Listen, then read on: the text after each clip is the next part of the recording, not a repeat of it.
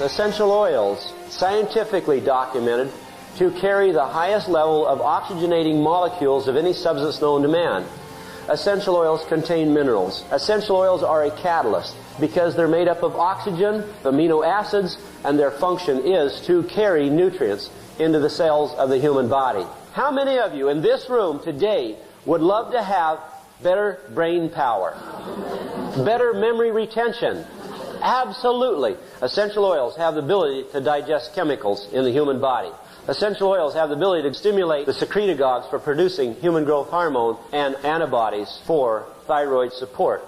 Essential oils have the ability to stimulate enzymatic activity in the human body for better digestive function. That's why I say and will continue to say essential oils are the missing link of modern medicine. Learn what it's like to feel alive and to have the spirit of energy and clarity of mind and the ability to go and do and give life to others. We can only do it through being an example. You are about to listen to what may be the most life-changing health information you have ever heard. You will learn why plant substances, known as essential oils, are the missing link in our search for vibrant health and longevity. This ancient science, with its biblical foundation, reveals why frankincense and myrrh were brought to the Christ child, and why for centuries essential oils have helped with countless medical conditions. Dr. Don Gary Young was the first to conduct clinical research in North America over 18 years ago on the use of essential oils for the treatment of degenerative disease. With the largest privately owned herb farm in the world for the production of essential oils, Dr. Young is one of only a few experts who understands the vast requirements for organic growing, distilling, and protecting the quality of these precious oils. For those who are looking for new truth with healing of different dimensions, this may be your answer. Let's join Dr. Young now in one of his most fascinating lectures. Essential oils, just to give you a real simple analogy, if we were to take the oil from the plant, or just take the plant and the human body and put them side by side, we could do some very interesting comparisons. You see, in the human body we have a substance called blood. And that blood has a very specific purpose. That purpose is to transport nutrients to the cells, to nurture and feed the cells. One of the primary agents in that blood that is responsible for the delivery of the nutrients through the cell wall is called oxygen. If we take the oxygen out of the blood, what happens? We would die very quickly. The cells begin to mutate and give off a toxic gas that creates a host for disease. And today we live in an environment where we are deprived of oxygen because of the air we breathe, the food we eat, and the water that we drink. And because of that, we have set ourselves up to be victims. And it's quite obvious what's going on in our world today. Well, when we look at essential oils, they have the same role and play the same function in the plant as the blood does in the human body. How many of you have cut your finger? And what happens? You bleed. Why do you bleed? Exactly, to cleanse and to kill the bacteria, because you have to do that to start the regeneration process of the tissue. Okay, how many of you ladies have seen a leaf on one of your houseplants torn or damaged? And what comes out? It's a liquid, isn't it? It's called the resin by some. Some call it the blood of the plant. Some call it the life force of the plant, but it's the same thing. It bleeds. It bleeds to cleanse that part where the plant is damaged, to kill the bacteria. You see, the essential oil is like the blood. It's a transporter. And the primary ingredient inside that oil is called oxygen. It has been discovered and determined now through research and the translation of papyrus and hieroglyphics in Egypt that oils were the first medicine of man. Even before herbs were used, oils were extracted from the plant and used before the actual plant was used. And as of 3 years ago, it was documented that essential oils produce the highest level of oxygenating molecules of any substance known to man. So when we think about that we can get actual oxygen from the oil, it's quite exciting. Now, not only can we get oxygen from the oil, but we also get negative ions, and we get ozone. Are they important to us? Why? Can bacteria live in ozone? Can bacteria live in a negative ion environment? No. You know, it's interesting when you look at what's going on in our world, because there's a big wave that has hit the United States called antioxidants, right? And everybody's looking for antioxidants and antimicrobial substance to take. We're just going to walk through some things real quickly and show you why essential oils are the missing link in our health field today and why everyone and every home needs to have them. Let's look at what the human body is up against today. And we look at what's causing the poisons that we're inhaling, the industrial contamination that's affecting our air. Look at the foods that we're eating today, fried foods and grease that causes carcinogenic activity in the blood, foods that are devaluated and therefore we get no enzymes from the foods that we're eating, and the foods that were coming from the fields are sprayed with chemicals. The ground is saturated with chemicals and has been for over 50 years, and we wonder why we can't get good, wholesome food today. Not to talk about the environmental contamination that's going into the aquifer, along with all of the contamination in the entire chain that the human body is subject to. We absorb this not only through the food and the water, but through the pores of our skin and the oxygen that we breathe into our lungs. These chemicals go down into the intestinal tract, and they cause a weakening of the membrane wall, and they leach through into the liver and cause cell mutation. It changes the pH chemistry of the blood, and all of a sudden we've got a problem. We start creating a host for disease, and then we wonder, how can this possibly happen? So detoxification is extremely important today in our lives. It's really interesting to know that essential oils, because of their structure, literally will push chemicals, metallics, out of the cells. How do they do it? Because they have the highest level of oxygenating activity of any substance known to man. And oxygen pushes toxins out and pulls potassium back into the cell. Essential oils will reestablish normal cell function and balance. This is Time magazine. It was a September 12th issue, and I'm sure most of you have seen it. New virus and drug-resistant bacteria reversing human victories over infectious diseases. How can this happen if we have a healthy body? Can we have infection if we're healthy? Can we have cancer if we're healthy? Can we have AIDS if we're healthy? No, of course not. So let's be realistic and look at it. This was quite interesting here, because if we look down here at the bottom, it says more than 850 people have come down with cholera in southern Russia, and officials fear the disease could erupt into an epidemic. While this article was being published and they were talking about 850 people in Russia, they never even made mention of the thousands of people they were digging holes, open pits, and burying in mass graves in South America from cholera. Did anyone see that on CNN? We need to start paying attention and waking up to what's really going on around us. Look at this. Some microbes can reproduce in just 20 minutes. And this article goes on to talk about how the drug makers are fighting back, and yet how that every time they produce a drug, the bacteria or the virus mutates and develops its own immunity to the antibiotic. Now that's quite interesting, because when you know these things are fact, and then when you come to understand oils and realize that at this point in time today, they have not found one virus that can create an immunity against an essential oil. Look at here. The question ceases to be, when will disease be gone? This is interesting when we look at the statistics here. Respiratory infections, bacterial and viral, 4 million deaths. Diarrhea and diseases related, viral and bacterial, 3 million deaths. This is per year. Tuberculosis, bacterial. Now we have a new viral tuberculosis, do we not? And they don't even mention the viral tuberculosis here, just the bacterial, 3 million. Hepatitis B, virus, 3 million. Protozoa, malaria, 1 million. Measles, viral, 880,000. Tetanus, 600,000. AIDS, viral, 550,000. They don't even talk about cancer and heart disease there. We're just talking about diseases here related to virus and bacteria. And yet they don't even list the new tuberculosis virus, or the new hantavirus is not listed there. The flesh-eating virus, the streptococci A, the Ebola virus. You know, I mean, there's so much going on that we're not even aware of what's happening. I think many of us also have a tendency to want to ignore it. We don't want to deal with the truth. Why? We don't know what to do about it. True or false? Okay, look at here. Where will the next deadly virus appear? And then it goes on to talk about, you know, the agents, smallpox, AIDS, hepatitis B. How many of you are familiar with the Ebola virus and the symptomology of it? Are you aware that that Ebola virus causes decomposing of the internal organs and the smooth muscle tissue inside the human body? And once a victim contracts the Ebola virus, 3 to 5 days and they're dead. And you know what happened in Womingo, Minnesota just last week? Where 8 people died from what they're calling the new streptococci virus that caused people to die within 3 to 5 days. Their tissue, internal organs degenerated. It was the Ebola virus, but they're saying it's a new streptococci A. An epidemic. This is interesting. The price of doing nothing will be millions of lives. And it's happened before. Look at here. Killer flu, 1918 to 19, killed 20 million people.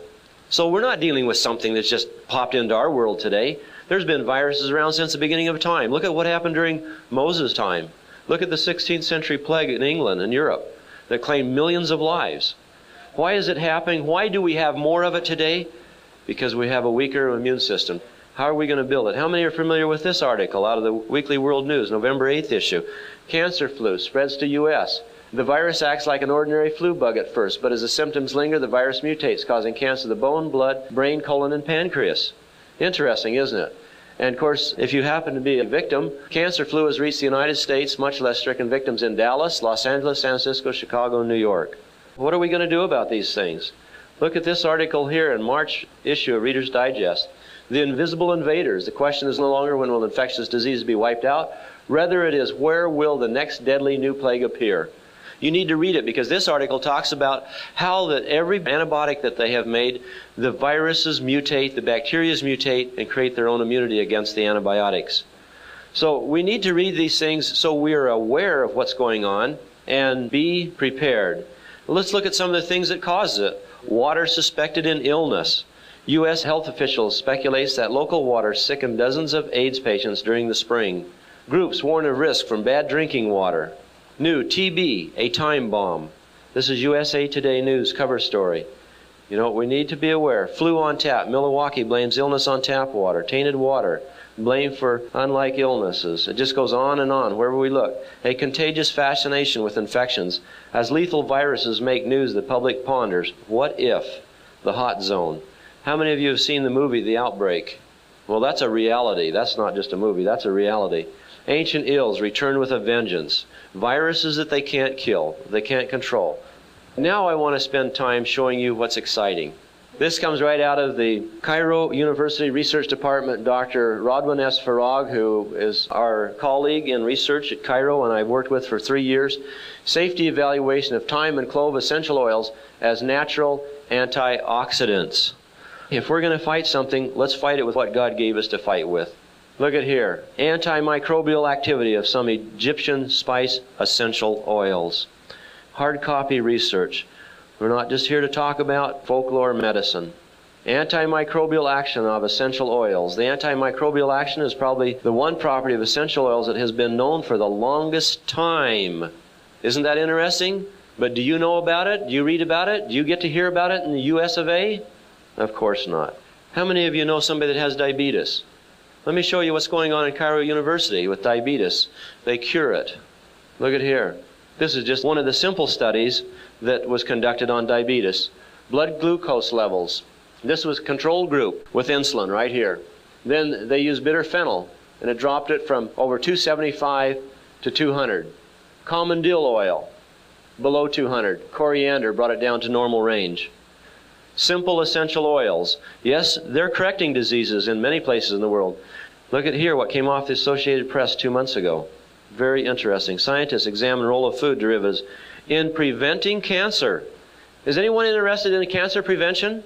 Cancer regression? Well, look at here. Soybeans, lavender oil, and orange peel. And we jump over here. Cancer-fighting powers of plant oils. Small quantities in lavender oil have been shown to work against breast cancer in lab animals. In animal studies, he said, we got both the prevention of cancer and the regression of cancer. How many would sooner have chemotherapy than a bottle of lavender oil? Now, this is something that's very exciting. We need oxygenation, antioxidants, and increased frequency. What's a frequency? Is frequency important to us? Are our bodies electrical?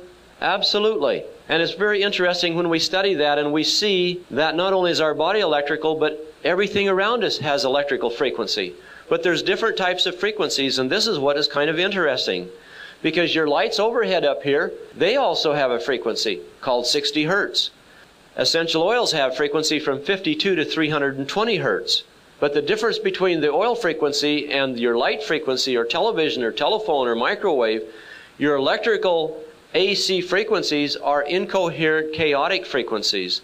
They fracture the human electrical field, where essential oils have a coherent, harmonic frequency. And so they're harmonious with the electrical field of the human body. So essential oils give us oxygen, antioxidants, and frequency. Now, I make food supplementation and was the first to create this type of formulation, the first to develop it in the world, and that was using essential oils in the food supplements. Why? Because we found essential oils work as a transport mechanism in the food supplements. And the reason that we're starving to death nutritionally is because we're not assimilating the nutrients on the cellular level. Essential oils have the ability, because they are soluble with the lipids in the membrane, to go through the cellular wall and to carry with it nutrients that they're in association with. Because that's their purpose in the plant life, is to transport nutrients through the cell wall and deliver it inside the plant. And so when we took essential oils and put it inside the plant, it was very exciting because we got a delivery system. Now I want to back up just a little bit and give you something to think about. Going back to the blood. The blood is the transporter of nutrients. Vitamins, minerals, proteins, amino acids, hormones, enzymes. That's the pathway that they travel in to go to the cells. Then the cell wall has to be receptive to those nutrients and those health food ingredients. But when we have a deficiency in oxygen, the cell membrane literally will start to thicken because the pH changes on. And when it thickens, then the oxygen that's present there, also being compromised because of lifestyles, is not able to get the nutrients through the wall. And so we wind up with nutrients in the blood serum, but we can't get it inside the cell. And so we wind up having cell mutation, creating a host for viruses and bacteria and germs. Now, if essential oils are responsible for the oxygenating molecules, they are antiviral, antifungal, antibacterial, and immunostimulating, which I'm going to show you in a minute, hard copy from the medical research. And they have the ability to transport nutrients, that they are the life force of the plant. What do you suppose happens to that oil when we cut the plant and dehydrate it? We evaporate 98% of that live substance that is responsible for the healing force of that plant. As I look through the audience, I see quite a few people here that are probably old enough to remember the days when they used to gather herbs, fresh in the pasture or the field or out on the hill, and come home and make up their poultices and their teas and their extracts, and it worked. And so you tell your children about it, and your children get sick, and they go down to the health food store and buy a bottle of that same herb in a capsule form, take it home and take 6 bottles of it, nothing happens. And we wonder why. It is because modern man has taken the life force out of the herbs by dehydration. And so when I discovered that or learned about that, that's when I started spraying the oils back into the powdered herb, and it brought back the bioavailability of the nutrients that weren't there before or available to us before, because the catalyst agent had been evaporated out of them. So we were the first to put essential oils back into the plant and reestablish that activity. So if we want to cleanse our body, we want regeneration, and we want immunity, then we've got to start working on self, inside out and outside in. And it's really beautiful because we can create that simply by putting oils on the body. Now, look at lemon oil. Lemon oil is pressed from the rind, or the peeling. Now, this is taken right out of my French medical encyclopedia. This is hard copy research. This is not my work. And, of course, you can see that it's in French, Latin. And so what we're looking at here, where it says active principles, these are the constituents or the chemical ingredients found inside of that lemon oil that are identifiable. Many have not been identified yet. And we look right here, there's one agent here, sesquiterpenes, and I'm going to talk a little bit about it as I go along. Sesquiterpenes. The reason that's important is because they just found in 1994 at the Medical University of Berlin, Germany, and Vienna, Austria, that sesquiterpenes go beyond the blood-brain barrier. Now, I don't know how important that is to anyone, but I'll just kind of fill you in a little bit. It was stated by the Medical Association in October 1993 that if we, quote, could find an agent that would go beyond the blood-brain barrier, we could treat MS, Parkinson's, Lou Gehrig's, and Alzheimer's successfully. June 1994, it was documented that the agent of sesquiterpenes has the ability to go beyond the blood-brain barrier, and was discovered in high levels in frankincense and sandalwood oils. I attended a 3-day medical conference in Grasse, France, September 5th, 6th, and 7th of 1994. I saw this research presented, and I saw the brain scan slices of before and after the inhalation of frankincense and sandalwood, and how it increased the oxygen production in the limbic system, particularly around the pineal and pituitary gland, and increased the secretion of antibodies, endorphins, and neurotransmitters. Documented hard copy from Berlin and Vienna, Austria. Let's look at lemon oil. Anti-infectious, bacterial, streptococci, antiseptic, bacterial, antiviral.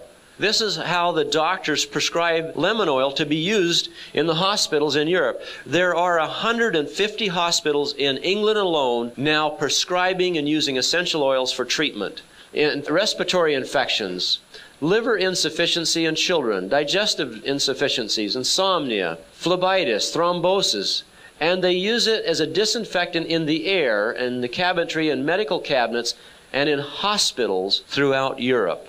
And what do we use in America to disinfect with? Drugs. This is another beautiful oil. Now, I showed you from the Associated Press about lavender, did I not? Look at this one here. This is lavender again. And look at the profile that we see, and there's sesquiterpenes. Now, not only are sesquiterpenes and terpenes able to go beyond the blood-brain barrier, but they also have been found, along with phenols and xenols, to contain the highest level of oxygenating molecules of all of the constituents in the oil. And let's look at what they say lavender will do. This is out of Paris, France, incidentally. And we have antispasmodic, decongestant, muscle decontraction, hypotensive, anti-inflammatory, anti-infectious, staph, cardiotonic, anticoagulant of fluids. And of course they prescribe it for the spasms of the solar plexus, insomnia, dermatosis, infections, allergies. How many of you have taken allergy shots in your life? I mean, isn't that bizarre to know that lavender is used for allergies? In fact, what was discovered 2 years ago was you take lavender oil, and incidentally, it has to be pure lavender oil. This doesn't mean you can just run down to the health food store and buy any old lavender oil that's sold on the market. Because see, in America, people don't understand essential oils. But what they do understand is they understand marketing. And they know how to buy the garbage that's rejected from France and bring it to the United States and cut it with propylene glycol and synthetic constituents like synthetic linalool acetate and put it in the bottle and sell it as essential oil of lavender. And if you don't know the difference, you're just a victim. And so if you go down to a health food store and you see a half ounce of lavender oil on the shelf for $5 to $8 a half ounce, you know that you're getting garbage, because pure lavender oil, you can't buy it in France for that price. So those are things that are very important. And just to give you an understanding, there are 4 hybrids of lavenders, but they're called lavandins. They're not therapeutic for aromatherapy use, but that's what's sold in the United States predominantly, because people here don't know the difference. Our lavender that we produce in France, because we have our own farm in France, we have our own farm in Idaho. We do our own growing. In order to produce the top quality, you have to distill this plant, and that's how the oil is extracted, through steam distillation. It has to be at low pressure, low temperature, and lavender has to be in the chamber for a minimum of 1.5 hours, and better 2 hours. But the commercial distilling in Europe, for the perfume industry, they distill lavender oil in 15 minutes at 400 degrees and up to 150 pounds of pressure. And they pump chemicals into the water while they're doing it. So these are things that are very important for you to know, that it's not a matter of just running out to a health food store and buying oils, because the people who are marketing oils predominantly are in it for the money. They don't care about the purity, and they haven't taken the time to study. I've spent 11 years in Europe, Israel, and Egypt studying the history, working in the universities. My studies have been in the Medical University of Geneva, Switzerland. I started in 1984. The University of Paris. I have worked in 2 hospitals in Paris. I've studied at the Warwick University, the London University, the University of Cairo, where I've spent 3 years working and studying and traveling, the Hebrew University in Jerusalem. And so it's been an incredible study. I spent 5 years off and on in southern France learning the ancient art of distillation so we could maintain that purity. Now let me share with you some of the things that just came out of the Warwick University that I brought back last year on lavender oil. And this is really exciting. Lavender, a native of the Mediterranean region in France, is a major producer. A fragrance component in pharmaceuticals, antiseptic ointments, creams, lotions, cosmetics, including soaps, detergents, creams, lotions, and perfumes, lavender waters, and colognes. However, lavender now is starting to be widely used in aromatherapy for the treatment of burns, scalds, inflammation, wounds, ulcers, eczema, dermatitis, fainting, headaches, migraines, influenza, insomnia, hysteria, tension, infection, asthma, rheumatism, and arthritis. Now, when you can get a bottle of lavender oil for $15, who would want to have aspirin? And this is interesting. This is just the constituents that are responsible for all of that activity in lavender oil. And this is just a small portion. It's interesting to see when we look at the linalool acetate level right here, we're at a 441. And that's a relatively good quality oil.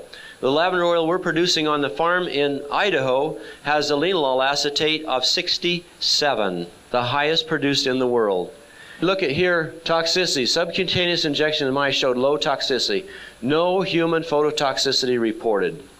So it's totally safe, and that's the beautiful part of essential oils, is you don't have to be concerned about having side effects from pure oils. Cut, adulterated, synthetic, absolutely, but not pure, not the way God intended it to be. Why is it valuable? How do we get oils quickly into the system? Through the olfactory nerve to the pineal pituitary, the amygdala. When you breathe an oil into the system and through the nasal cavity, it is first picked up by the neurons that hang down here from the olfactory, right between the eyes and the top of the sinus cavity. Those oil molecules are carried within milliseconds into the center of the brain. And now they have found and discovered that through the inhalation of essential oils into the midbrain system, that they will cause a secretion of antibodies instantly, endorphins and neurotransmitters. Now we're seeing a direct response on the immune system from the inhalation and topical application of essential oils like none other that has ever been created. So diffusing, this puts the oils into the atmosphere in your home. You're getting increased oxygen because it releases the oxygenating molecules. You're getting increased ozone and negative ions because that's where it comes from in nature, from the plant oils. You're getting the antiviral, bacterial, fungal, germicidal properties and the immunostimulating, and you're inhaling this. Oils, in fact, I just got a copy, hard copy in on the internet just last week from Ulster University in Northern Ireland, where they did a study of diffusing, vaporizing essential oils into an atmosphere with 210 colonies of bacteria, and it killed all 210. So it makes the most perfect air purification system that has ever been invented or rediscovered. And we can't afford to be without it. How do we know these things happen and how do they work? By simply studying the properties in the oil. This is time vulgaris. This is a chromatogram. Everybody knows what camphor is, right? It's soothing. It's penetrating the tissue. Camphor is synthetically made from the active ingredient called camphene. So when we look at this oil, which is thyme oil, we know that it's going to have a very powerful effect in penetrating. We look at the pinene, they're germicidal. We look at the phenols right here. They're antibacterial and viral.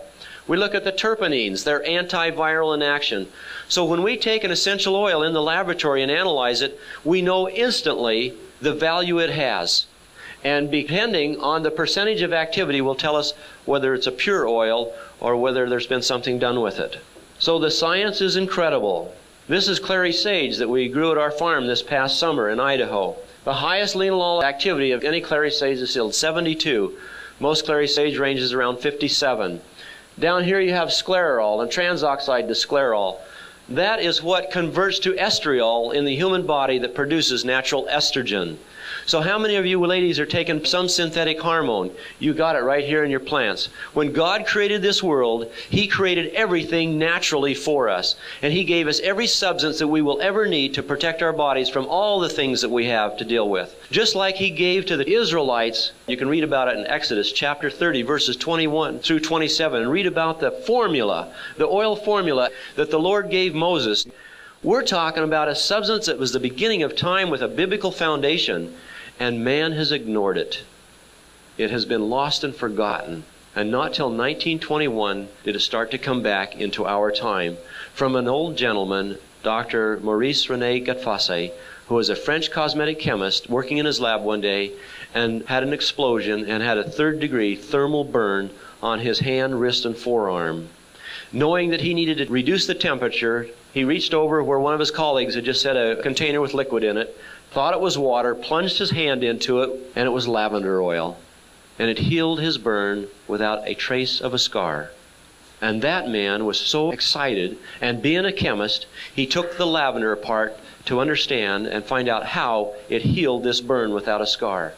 And from there, he gave the research to Dr. Jean Valnet, who was a medical doctor in Paris, France.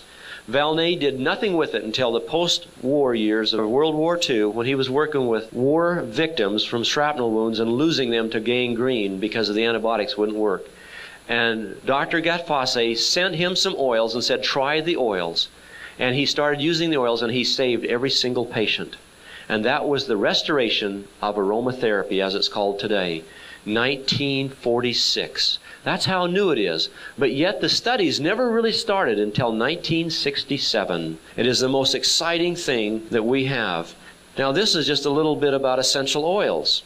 Frequency. We were the first to discover essential oils literally contain electrical frequency. We did a study of over 200 subjects at the Eastern State University in Cheney, Washington.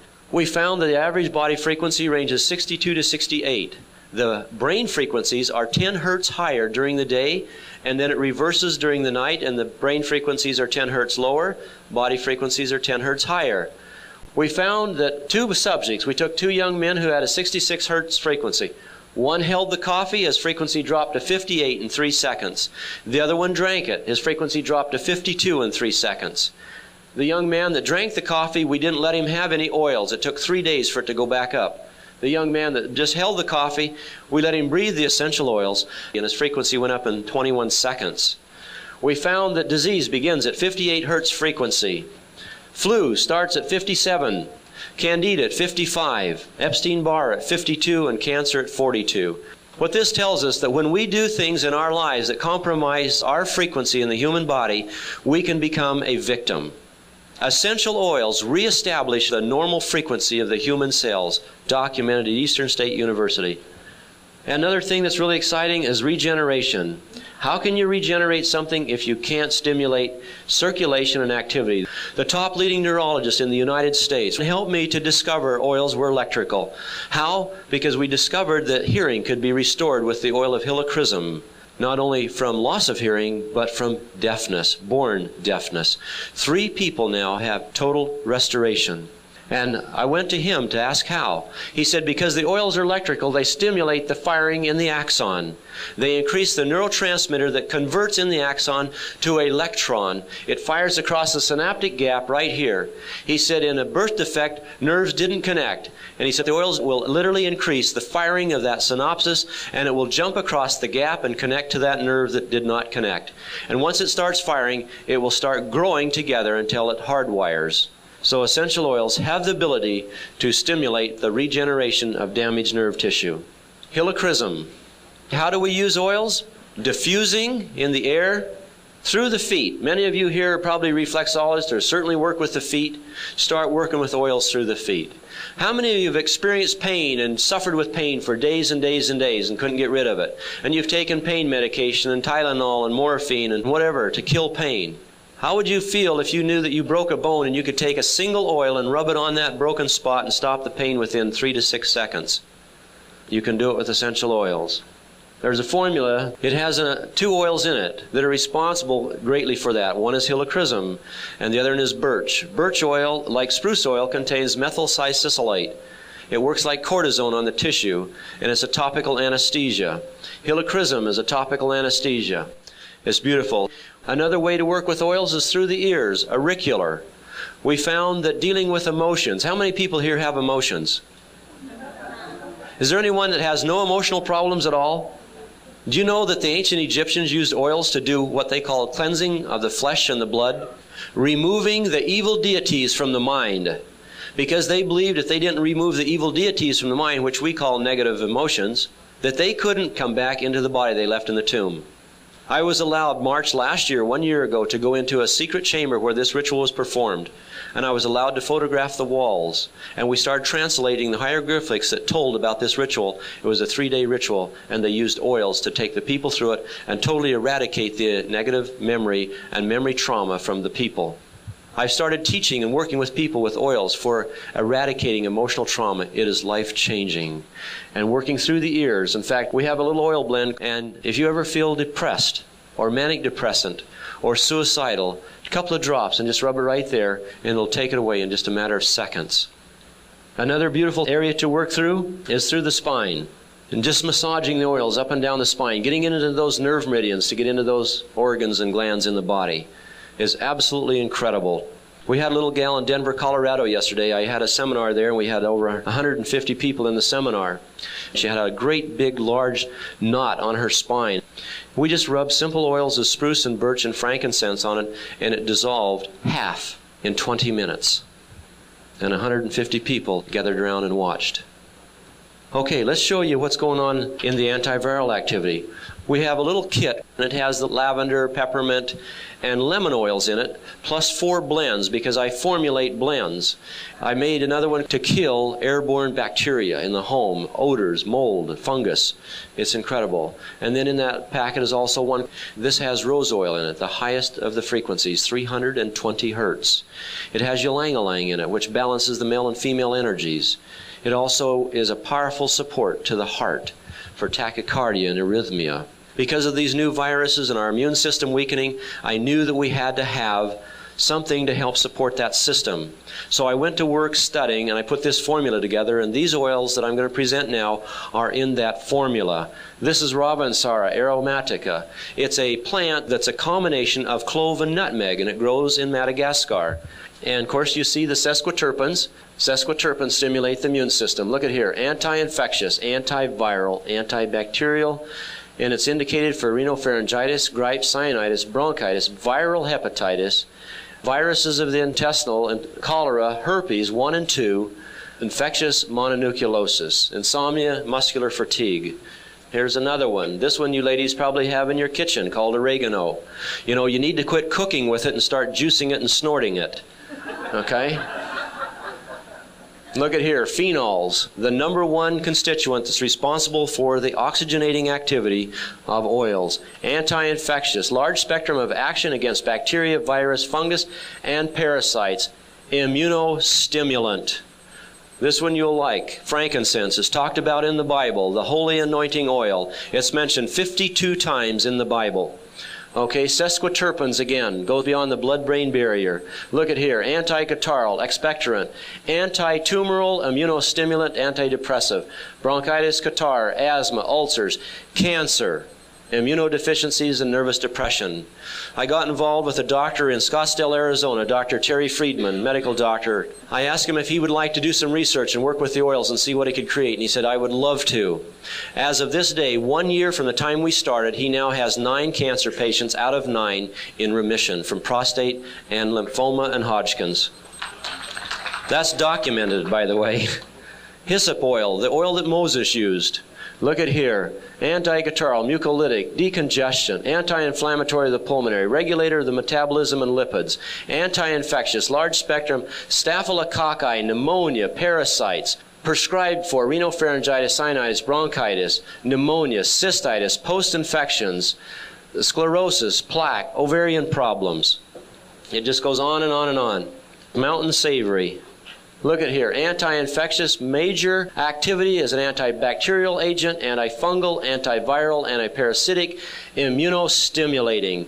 And here they use it for candida, cystitis, prostatitis, and right on down through arthritis and rheumatoid arthritis. That was mountain savory. This is cistus oil, commonly called rock rose. Beautiful oil. Same thing, there we see the phenols again. Anti-infectious, antiviral, bacterial, regulator of neurovegetative degeneration of the nervous system, autoimmune. So used also for arthritis and rheumatism and plaque and other things, but primarily for viruses of the autoimmune system. What is AIDS? Okay, we had a beautiful situation in Pottstown, Pennsylvania just a couple of weeks ago. A nurse at one of the seminars, she says, "Dr. Young, could I share a story with you?" And I said, "Yes." She says, "One of the doctors that I work for has a patient that has lupus. She'd had it for a number of years, and as she's getting older, the lupus has just been progressively getting worse and worse and worse. And she was in the hospital for a test and change of medication, and she said my doctor told her that there was nothing that could be done and just to get her affairs in order. She said, I felt so bad that when she started to leave, I just walked her out, and I gave her my bottle of essential oils, and I said, why don't you take this home and just rub it on and just see if it'll make you feel a little better and help you a little bit." She said, "Some of the oils here have been found to help support the immune system." The lady took it home. 3 days later, she called the nurse back. She says, "What did you give me?" And she says, "Why?" She says, "I'm feeling better." She says, "My strength is coming up. My energy level's coming up." 5 days after that, which was a total of 8 days, she returned to the doctor for a checkup. He could not find one symptom, not one trace of lupus. God knew that we were going to have these diseases. He knew what we were going to deal with. And do you think He put us down here to be victims? Absolutely not. He gave us everything that we need to take care of the human body. This is clove oil, by the way, and look at here, anti-infection, bacteria, large spectrum of action against gram-positive and negative, antiviral, fungal, parasitic, antiseptic, and a general stimulant, anti-tumoral, dental infections, viral hepatitis, colitis, cystitis, viruses of the nerves. What is MS? Look at here, cancer, Hodgkin's. That was clove oil, simple clove oil. I mean, it is so incredible to see what can be done and what can be created. So I have made a major focus on creating formulas to support the immune system. It's been really a pleasure to be here and share with you what I call the missing link, and what I also find to be the most exciting thing that has been rediscovered in the world, and that's the world of essential oils and how we can use them in our food products, in our food supplements, and create a beautiful opportunity to build the immune system and not become a victim. Let's be thankful for what we have. Let's always have thanks in our heart for all that we have. And let's live with that and keep that smile on our face and joy in our heart, and let's share with the world the blessings that God gave us a long time ago. Thank you for coming and participating. Thank you for taking time to listen to this exciting information. We hope it inspires you to ask questions about the gifts that God has given us for man's healing and well-being since the beginning of time. Please contact the person who shared this tape with you and learn how essential oils can make a difference in your life. We hope you will join us in taking this life-changing message to the world.